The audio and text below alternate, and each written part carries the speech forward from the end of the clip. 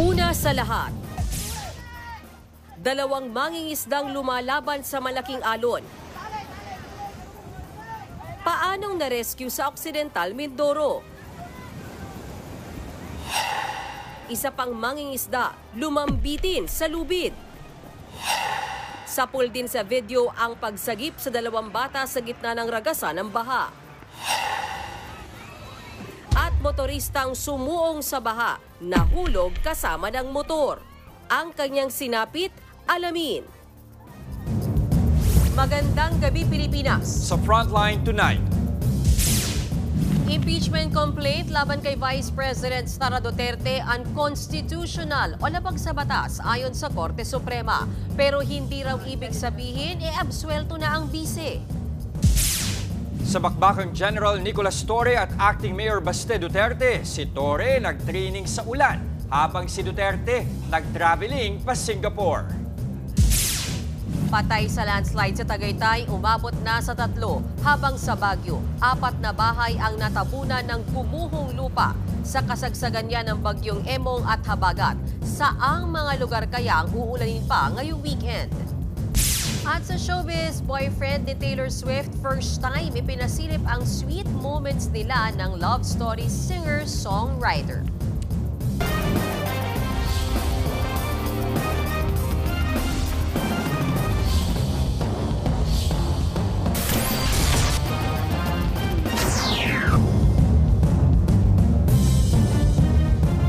Unconstitutional o labag sa batas ang impeachment complaint laban kay Vice President Sara Duterte. Ayon yan sa Korte Suprema. Pero hindi raw ibig sabihin ito na absuelto na ang bise. Nasa frontline ng balitang yan, si Marian Enriquez. Nagdesisyon na ang Korte Suprema kaugnay ng impeachment proceedings ni Vice President Sara Duterte.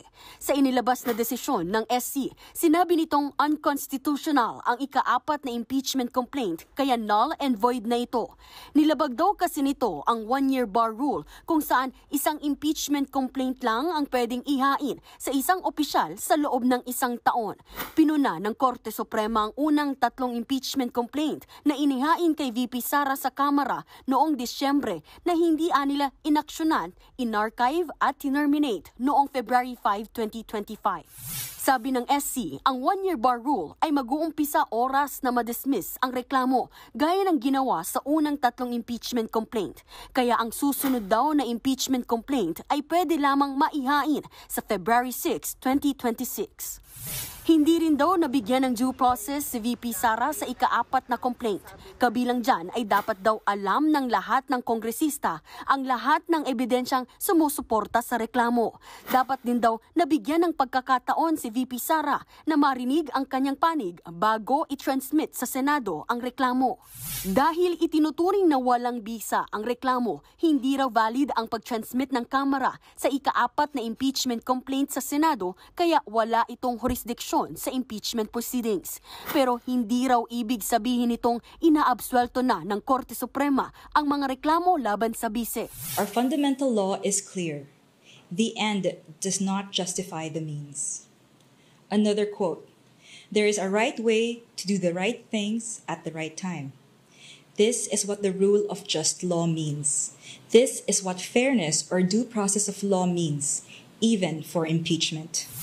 Kabilang sa mga ginawang basehan ng impeachment kay VP Sara ay ang umano'y maanomalyang paggamit ng kanyang opisina sa confidential funds at ang pagbabanta sa buhay ni na Pangulong Bongbong Marcos, First Lady Liza Araneta Marcos at Speaker Martin Romualdez. Kinalugod naman ng defense team ni VP Sara ang desisyon ng SC. Pagpapakita raw ito ng pagkilala ng Korte Suprema sa rule of law at sa mga limitasyon ng konstitusyon laban sa pang-aabuso ng impeachment process. Handa pa rin daw ang bise na sagutin ang mga aligasyon sa tamang forum. Ang prosekusyon, hihintayin daw ang kopya ng desisyon pero naniniwala silang naaayon sa konstitusyon ang kanilang mga ginawa. We will all exhaust all means legally to assert the independence of the House of Representatives. Kinikilala naman ng Senate Impeachment Court ang desisyon ng SC. Nananatili raw committed ang Senado sa pagsunod sa constitutional order at sa pagtitiyak na masusunod ang due process. Ang palasyo naman, hindi pa raw napag-aaralan ang buong dokumento. We call on everyone to respect the Supreme Court and place their trust in our institutions. Nagbabalita mula sa Frontline, Marian Enriquez, News 5. Kabilang sa natuwa sa desisyon ng Korte Suprema ang mga Senator Judge na sina Senator Bato de la Rosa at Amy Marcos. Sabi ni Bato, Holy Spirit na ang gumalaw sa desisyon ng SC. Narito ang aking report. Hallelujah si Senator Bato de la Rosa sa naging desisyon ng Korte Suprema na ideklarang unconstitutional ang Articles of Impeachment laban kay Vice President Sara Duterte. Anya, natalo ng Holy Spirit ang pwersa ng kasamaan. Para naman sa isa pang kakampi ng Vice Presidente sa Senado na si Senator Amy Marcos, tila tapos na ang laban. Galangin na lang daw ang desisyon ng SC, awat na sa politika at atupagi na ang trabaho. Pati ang isa sa mga petitioner sa si Attorney Israel Torion, ikinatuwa ang desisyon. Tagumpay daw ito ng taong bayan.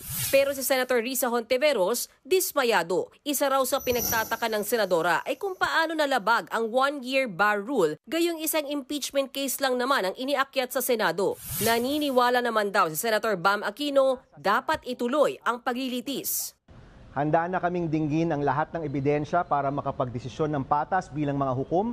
Kaya dapat ituloy na yung impeachment trial.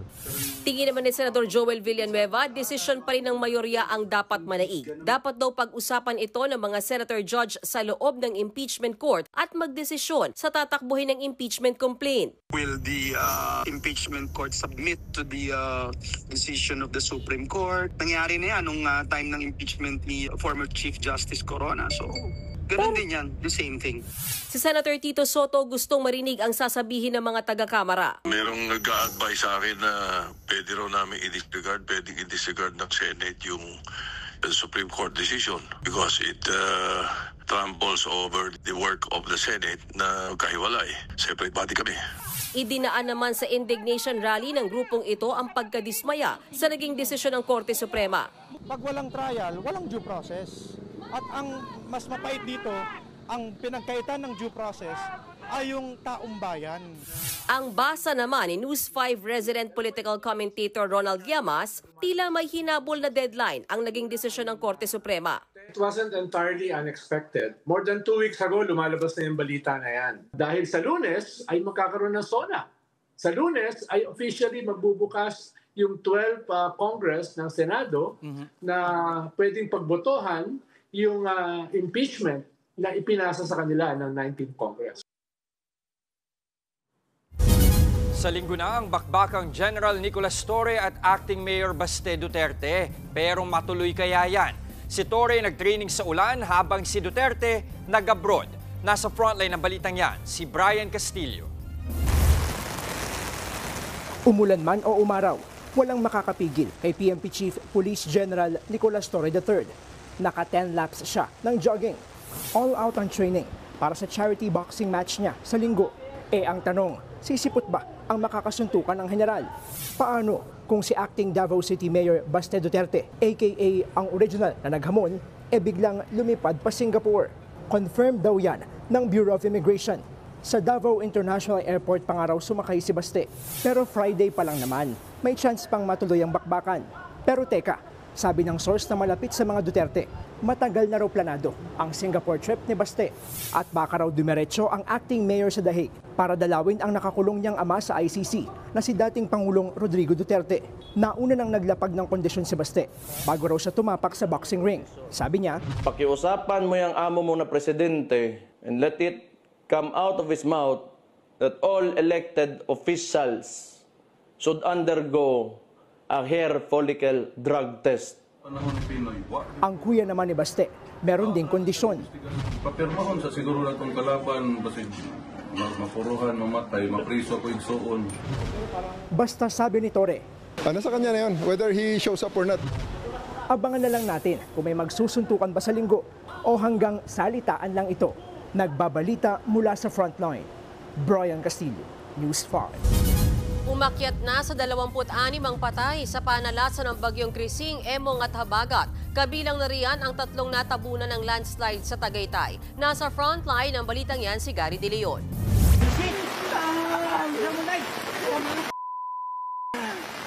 Napaiyak na lang ang mga maintenance worker habang minamasdan ng barracks nilang natabunan ng gumuhong lupa sa may boundary ng Tagaytay at Silang Cavite pasado alas 11 ng umaga kahapon. 4 sa mga kasama nila na nooy nagpapahinga sa barracks ang hindi nakalabas.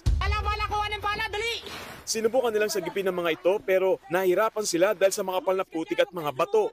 Ayon sa supervisor ng mga maintenance worker, nasa bangin na bahagi ang kanilang barracks na napapaligiran ng retaining wall kung saan may mga itinambak na lupa. Nag-collapse. Bago ang lupa, siyempre tinulak ko lupa yung bakod. Siyempre narena ang mga lupa. Kasi yung tinatayo ng mga nakatira sa barracks, patikas na lupa ho eh. Kaya natabunan sila. Bago ang landslide, ilang araw na ring umuulan sa lugar. Dumating naman ang mga rescuer kalaunan, isa sa mga natabunan na nasagip. Pero bangkay na ng ma-recover ang isa pa kagabi. Initially, pagkandak ng search and rescue operation, nagsisigaw yung mga rescuer, nagtatanong kung meron bang nakarinig sa amin at kung nakarinig ka ay sumigaw ka. Luckily, yung isa po ay nakapagsigaw na nandun siya sa area. Magdamag ang rescue operation pero pansamantala nang tinigil dahil naging delikado ang sitwasyon. The struggle was there on the side of the rescuer.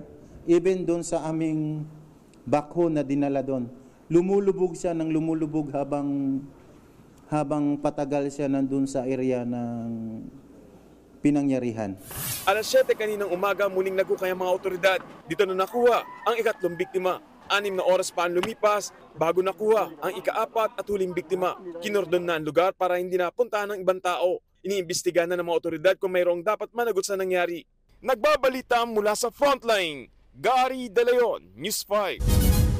Ito pa ang isang landslide sa Baguio kung saan 4 na bahay ang natabunan pero lahat ng residente himalang nakaligtas. Nasa frontline ng balitang yan, si Camille Samonte.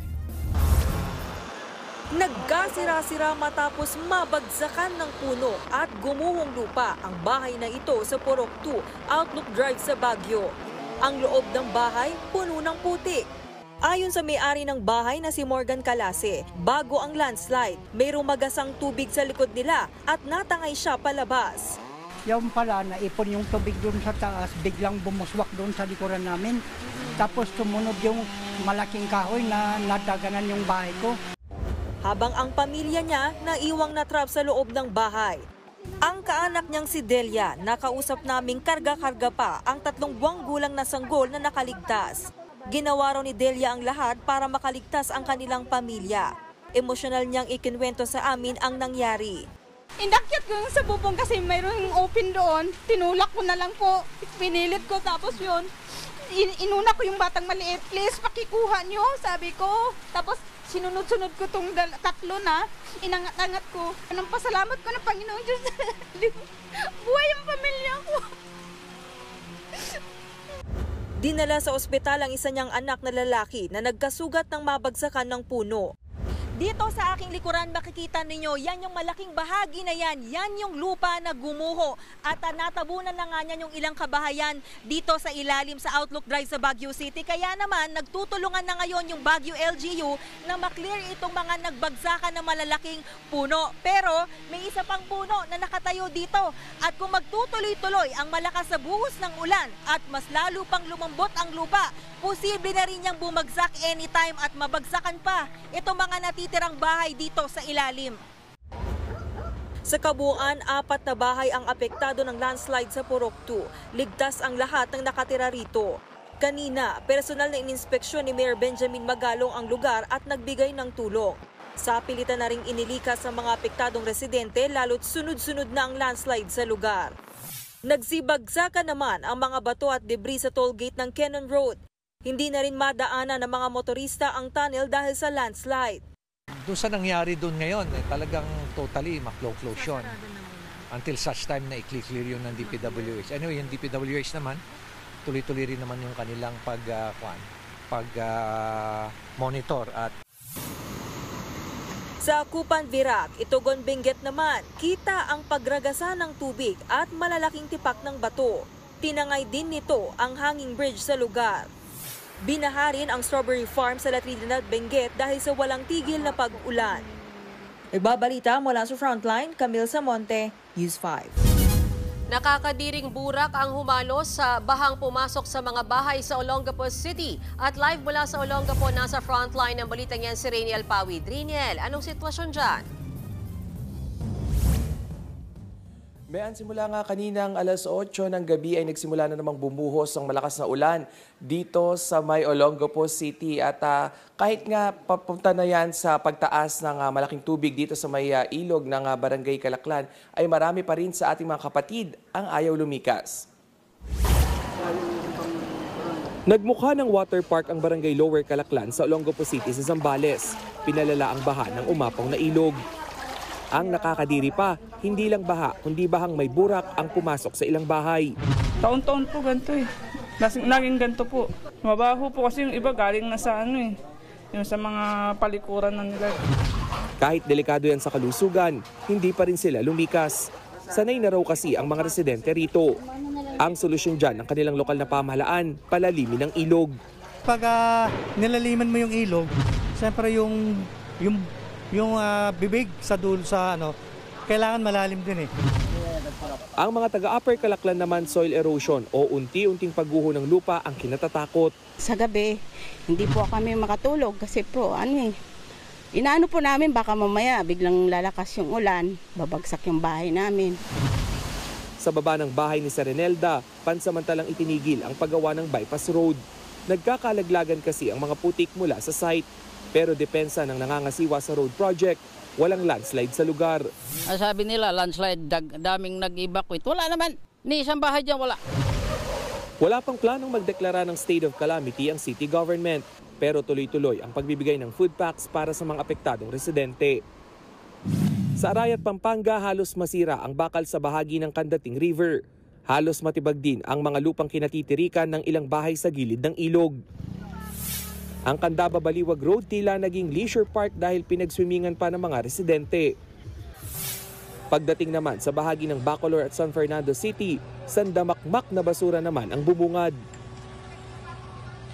Mayan, ang local health unit nga ng Olongapo City ay nagsimula ng mamahagi ng mga doxycycline para maiwasan na rin yung leptospirosis outbreak gaya na lamang nung nangyari noong 2013. At sa datos na nakuha natin sa mga evacuation center dito sa syudad ay nasa 300 pamilya na ang lumikas simula nga nang magsimula ang habagat.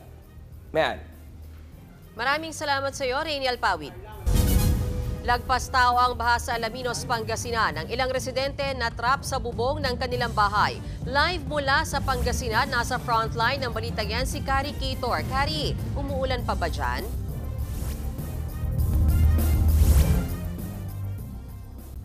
Mayan, kahit na medyo kumalma na ang panahon, patuloy pa rin ang pagsagip sa mga residenteng nalubog sa baha rito sa Pangasinan. Hindi lang yan sa bayan ng Agno kung saan unang dumaan ang bagyong Emong, kundi pati sa Anda, Bani, Bolinao at lungsod ng Alaminos. At kahit nga mahirap matunton ang kanilang mga lugar sa tindi ng pinsala, sinikap pa rin nating mabisita ang isa sa mga ito kanina.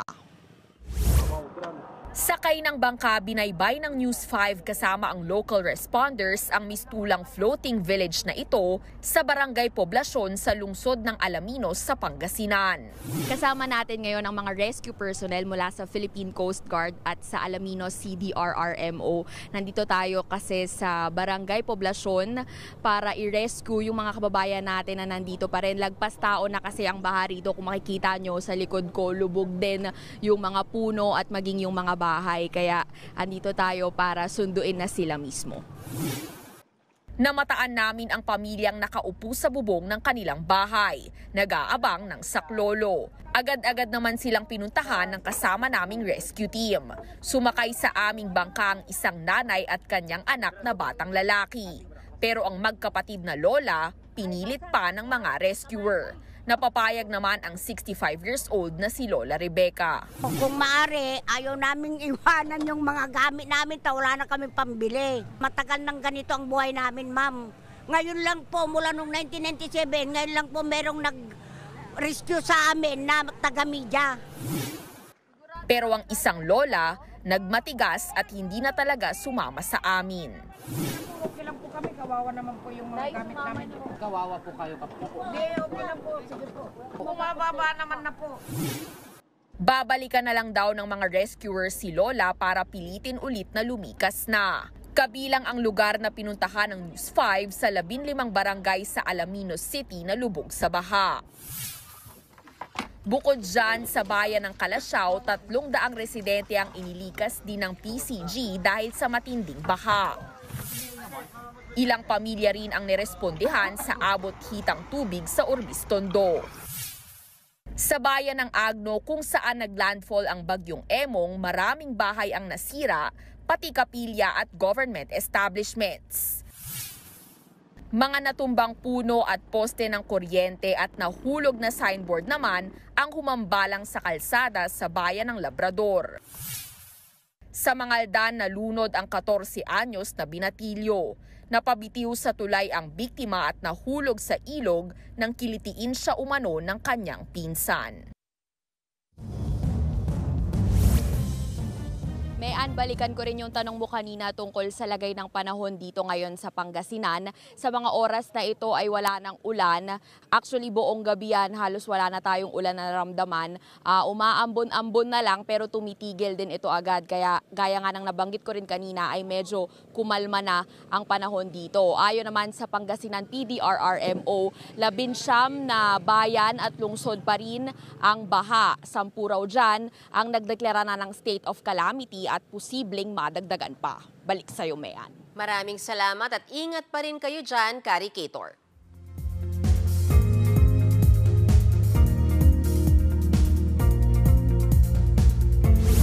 Mga kapatid, patuloy ang paghina ng bagyong Emong habang ang habagat patuloy na nagpapaulan. 195 kilometers ang layo ng bagyo sa silangan ng Itbayat, Batanes. Sumina ho ito at naging tropical storm na may lakas ng hangin na 85 kilometers per hour at bugsong hanggang 105 kph. Signal number 1 ang nakataas sa Batanes, Babuyan Islands at Santa Ana, Cagayan. Mabilis o 40 kph ang galaw ng bagyo papuntang southern Japan. Bukas ito nakikitang lalabas ng PAR at lalo pang hihina pero bahagya pa nitong mahahatak ang habagat. Kaya ayon sa Metra ay may kalakasan pa ang ulan buong araw bukas sa Ilocos Region, Cagayan Valley at Cordillera, pati na ho sa Bataan, Zambales at Occidental Mindoro. Sa hapon, maulan na rin sa Nueva Ecija, Palawan, Masbate at ilang lugar sa Western at Eastern Visayas at sa Zamboanga Peninsula. Sa gabi naman, uulanin ang Caraga. Pagsapit naman ng linggo ay mababawasan pa ang mga lugar na uulanin. Maliban ho sa Ilocos Region, sa Central Luzon, Occidental Mindoro, Northern Palawan, sa Antique, Caraga, Cotabato at sa Zamboanga Peninsula. Dito naman ho sa Metro Manila ay posible ng sumilip ang araw sa weekend. Pero may tsansa pa rin umulan sa umaga at hapon sa ilang lugar.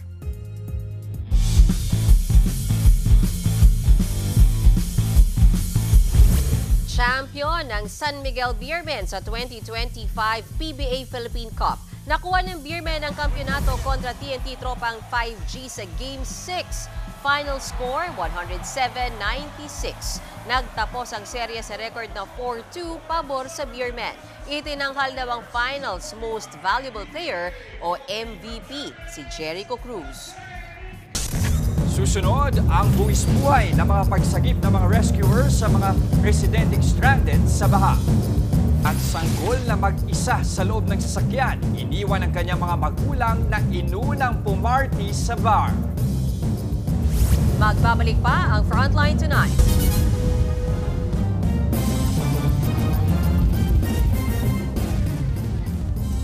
Mga kapatid, Ed Lingaw po, maging maalam at may pakialam sa mga napapanahong balita sa ating bansa.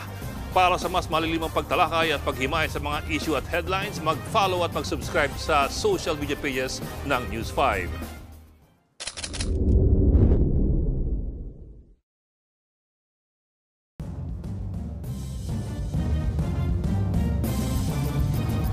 Buwis-buhay ang mga rescuer. Sa Cavite, 6 ang sinagip matapos ma-stranded sa laot dahil sa tumaob nilang bangka. 10 maing isda naman ang na-rescue sa Occidental Mindoro. Nasa frontline ng balitang yan si JC Cosico. Tulong-tulong ang mga rescuer na ito na masagip ang dalawang mangingisda malapit sa dalampasigan sa Mamburao, Occidental Mindoro kaninang madaling araw. Sa gitna yan ng napakalakas na alon.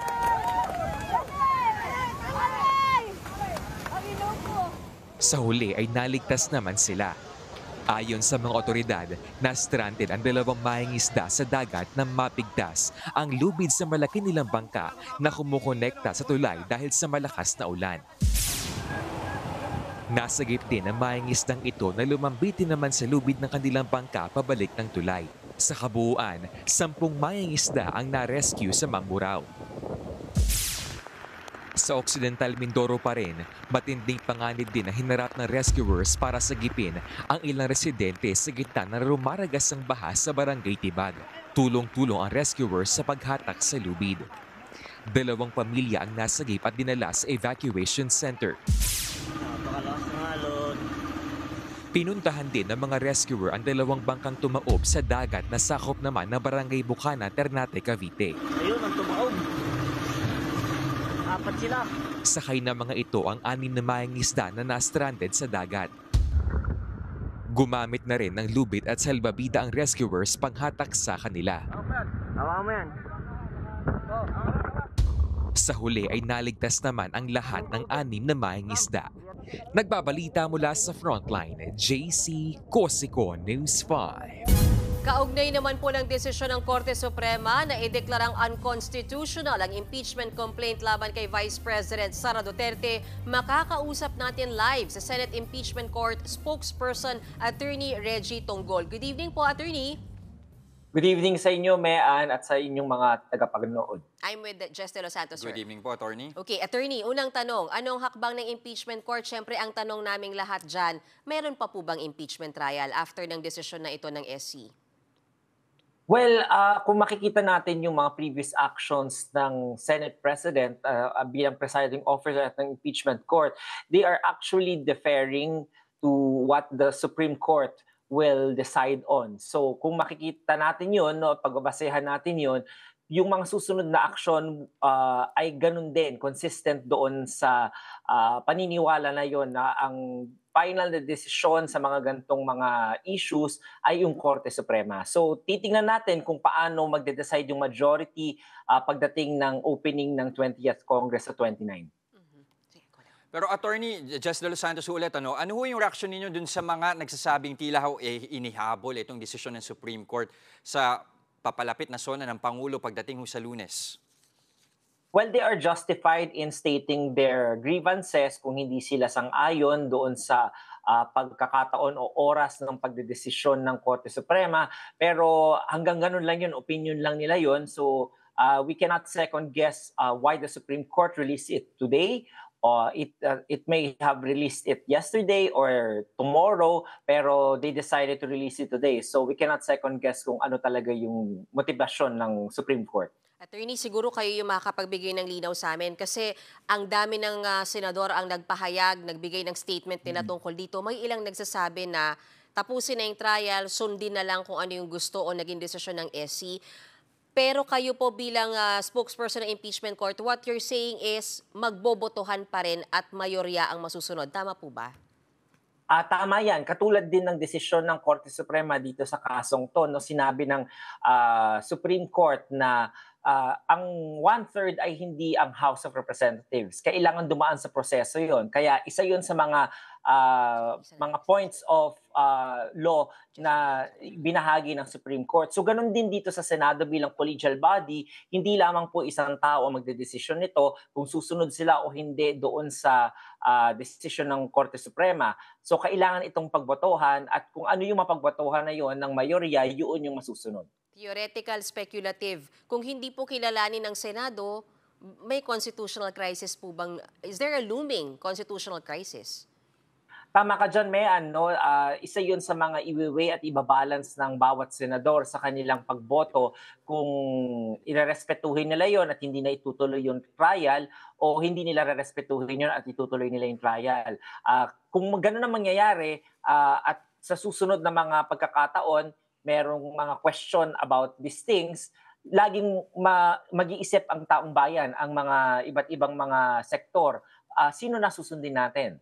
Yung Senate ba o yung Supreme Court? So kung gano'n na mangyayari, yun yung tinatawag natin constitutional crisis. Sino ba talaga yung dapat masusunod dito? So yun yung dapat iwasan ng bawat branch of government in deciding their own turf para sa kanilang paggamit ng kanilang kapangyarihan.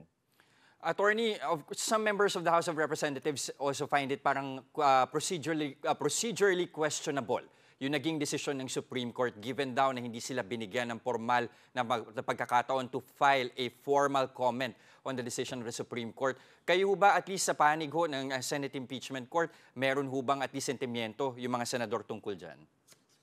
Ang maaalala ko lang, Jess, nung mga around Marso yata yun, nag-issue ang Korte Suprema ng order for both parties to comment. At ang final ng Senate doon at that time is a manifestation ad cautelam saying na hindi ito makakapagkomento dahil hindi nga alam yung mga datos o mga impormasyon na kailangan magkomento tungkol doon sa mga issues nga ni race. So I'm sure yung House of Representatives nag-file din ng komento nung time na yon. Doon yata yun sa certiorari case na final nila Attorney Torion. So I think the Supreme Court also considered that already as the filing of the House of Representatives. However, bilang coordinate branch of government, karapatan ng House of Representatives na i-exhaust nila lahat ng mga legal remedies nila at their disposal at kasama yung paghahain nila ng possible na motion for reconsideration. All right. Maraming salamat po, Senate Impeachment Court spokesperson Attorney Reggie Tonggol. Good evening, sir. Susunod sa video ang pagguho ng lupa sa isang bundok sa China. Sanggol na mag-isa sa loob ng sasakyan, iniwan ng kanyang mga magulang na inunang pumarty sa bar. At ang sweet IG photo sina Taylor Swift at Travis Kelce. Hard lunch yan. Tutok lang mga kapatid dito sa Frontline Tonight.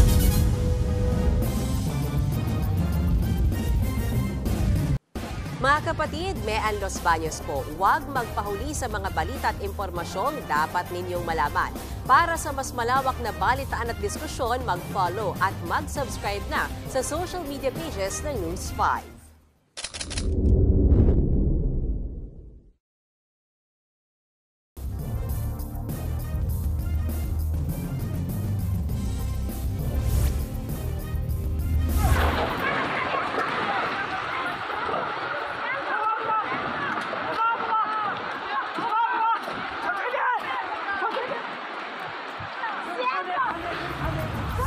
Kitang-kita sa video na yan ang pagguho ng lupa sa Yunnan Province sa China. Nagsisigaw at nagsitakbuhan ng ilan habang ang iba nag-video.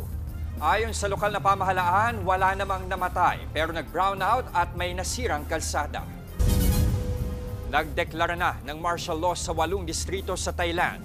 Kasunod yan ang tumitinding tensyon sa agawan ng teritoryo ng Thailand at Cambodia. Sa tindi ng gulo, 16 na ang namatay. Narito ang report. Napadapa ang mga sundalong yan sa Thailand nang biglang pasabugin ng Cambodian Army ang Phnom Dong Rock Hospital sa Thailand. Pati ang convenience store na yan na tinatambayan ng mga estudyante sa Sisaket Province. Binagsakan ng racket ng Cambodia. Ang Thailand naman gumamit ng artillery o malalaking baril na ginagamit sa giyera. Pinasabog din nila ang Cambodian Armed Depot gamit ng drone. Nagpakawala rin sila ng airstrike. Ito ang ikalawang araw ng tumitinding tensyon sa dalawang bansa. Parehas silang nagtuturuan kung sino ang unang umatake. Kaya parehas din nilang iginigiit na self-defense ang mga pag-atake. Ang mga sibilyan sa parehong border kanya-kanyang likas sa takot na masabugan. Sa ngayon, 14 ang nasawi sa Thailand, 2 naman sa Cambodia, habang mahigit 100,000 naman ang lumikas sa parehong bansa. Ang tensyon na yan nag-ugat pa sa pinagtatalunang 508-mile border na ginawa pa ng France noong 1907, panahon na sakop pa nito ang Cambodia. Nakatayo kasi sa border ang ancient 11th century Hindu temple na inaangkin ng parehong bansa. Bukod sa mayaman nito sa kasaysayan, isa ito sa UNESCO World Heritage Site. Noong 1962 at 2013, kinilala ng International Court of Justice na bahagi ng Cambodia ang tinatayuan ng templo. Pero binasura ng Thailand ang jurisdiction ng naturang hukom. Mahigit isang siglo ng pinag-aagawan ito ng Cambodia at Thailand. Pero ito na ang deadliest attack sa nakalipas na dekada. Nananawagan na ng ceasefire ang US-ASEAN. Yun nga lang, tinanggihan ng Thailand ang anumang foreign mediation. Pero bukas daw sila sa bilateral talks sa Cambodia. Nagbabalita mula sa Frontline, Rainiel Pawid, News 5. Bar na bar ang mag-asawa sa Amerika kaya iniwan nila sa loob ng kotse ang kanilang anak. Nakapark sa tapat ng bar ang sasakyan nang puntahan niya ng mga pulis. Doon nila nadatnan ang tulog na baby sa backseat. Ang matindi pa, bukas ang pintuan at makina ng kotse. Hindi na nakuha ng video pero saktong lumabas sa bar ang ina ng bata. Paliwanag niya, nag-CR lang siya at hinihintay ang kanyang asawa na nasa loob. Pero base sa nakakita at nag-report, umiinom ang mag-asawa sa bar. Pareho silang inaresto sa kasong pagpapabaya sa bata. Abangan, tibay ng mga Pilipino hanggang kailan tatagal kung taon-taong nilulubog sa baha ang bayan. At boyfriend ni Taylor Swift nag-hard launch sa Instagram ng kanilang sweet moments. Tuloy-tuloy lang ang balitaan dito sa Frontline Tonight.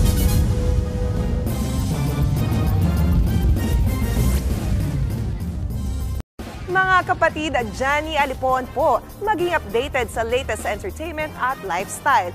Huwag magpahuli, mag-follow at mag-subscribe na sa social media pages ng News 5.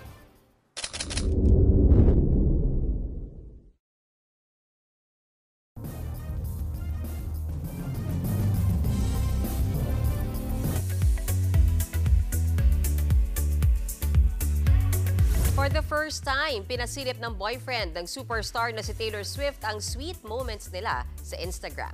Sa 13 carousel pictures na in-upload ni professional football player Travis Kelce, 7 riyan ang moments niya with Taylor Swift. Kabilang dyan ang matchy white outfit at ball cap na may nakalagay na captain at first mate. Sa isang photo, naka-black habang nasa isang restaurant ang couple. Kapansin-pansin nga dyan na lock screen ni Travis si Tay. Ang iba dyan kasama na ang kanilang kaibigan. Say ni Travis, had some adventures this season. Kept it. Mga kaawit bahay, bukas na ang simula ng fantastic finale ng Singaling. Mas special pa yan dahil sa grand opening performance ng P-pop groups na MMJ at GAT. Abangan kung sino ang magiging ultimate bida okay star kina Rosel from Davao, Sky Bryant ng Bataan at Shannon Garciso ng Cebu City. Panoorin ang fantastic finale ng Singaling 6:30 p.m. tuwing Sabado at 6:45 p.m. naman tuwing Linggo dito lang sa TV5. Sanay na tayong lumusong sa baha, magsalba at magsimulang muli. Binahana pero bitbit pa rin ang tibay ng loob. Totoo namang resilient tayong mga Pilipino. Saludo sa mga rescuer. Pero hanggang kailan tatagal ang tibay kung taon-taon tayong lumulubog? Narito ang report.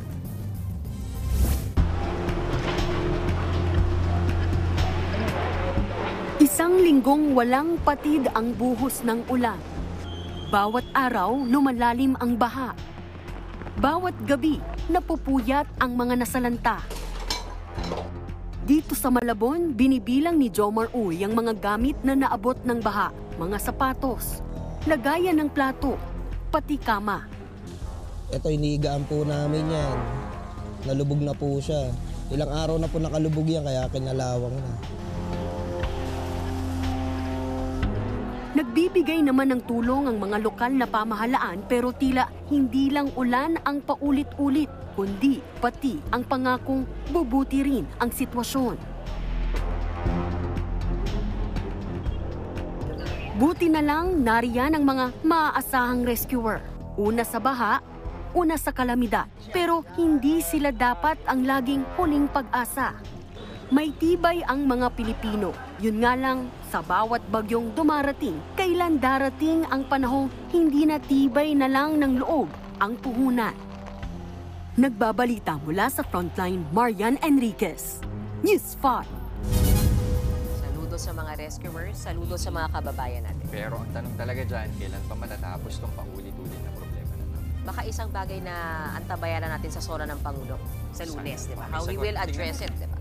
Okay, at yan po ang 45 minuto ng paghimay sa mahalagang headlines. Balitaan at diskusyon para sa paghubog ng matalinong opinyon. Kami ang inyong kasangga sa pagbabalita. Sa ngalan ho ni Bok Edlingao, ako po si Jess De Los Santos. At ako naman po si Mean Los Baños. Hanggang sa Lunes, mga kapatid, magandang gabi.